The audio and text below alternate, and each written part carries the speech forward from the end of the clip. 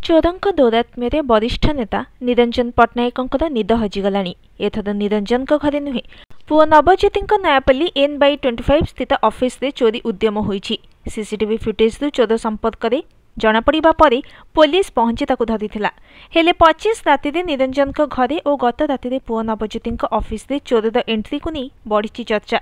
अपरपक्षे प्रथम घटना चोर एजाए धरा पड़ न पुलिस तो पारिबा पणिया को भी नहीं प्रश्न उठुछि।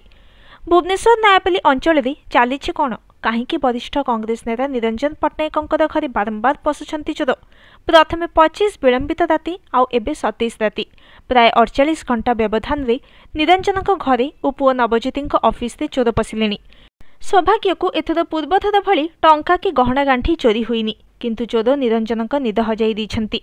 Nayapalli plot number N/25 Niranjan पुओ नवज्योति पट्टनायक ऑफिस रे सोमवार राति प्राय 11:35 रे चोर पशिछि। सीसीटीवी रे कैद होईछि चोरी बेलर दृश्य। मुंडे कैप लगाई चोर बुलिछि। N/25 प्लॉट को लागिथिबा घर को मध्य पशिबाको चेष्टा करिछि। दीर्घ समय धरी रेकी करुथिबार चित्र सीसीटीवी रे देखि लोके पुलिस को खबर देइथिले। निजे भुवनेश्वर डीसीपी घटनास्थल रे पहुंची चोर को काबू करिथिले। बारंबार एभली घटना को नहीं असंतोष प्रकाश करिसेंति निरंजन। जनवरी 25 राति प्राय 2:45 घर पछपट सरू बाट दे नयापल्ली स्थित N/29 प्लॉट रे थिबा निरंजन को घर लुट होइथिला। घर बाहरठू भितर जाए लागिथिबा सीसीटीवी रे लुटेरार चित्र कैद होइथिला।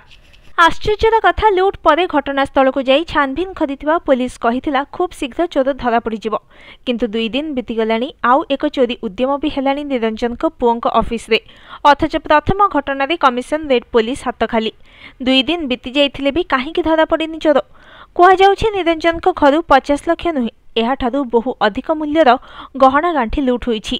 तेबे जड़े प्रभावशाली राजनेता घरे पशि चोर कला कना बुलाइबा घटना समस्तंकु चकित करुवा बेले पुलिस कहीं एहार पर्दाफाश करि पारुनी एनी नाना प्रश्न भितर पुलिस बहु प्रभावशाली पदक्षेप नेछि, किंतु सबु चोर कण धरा पड़ंती कि बोली पाल्टा करिसेंती निरंजन।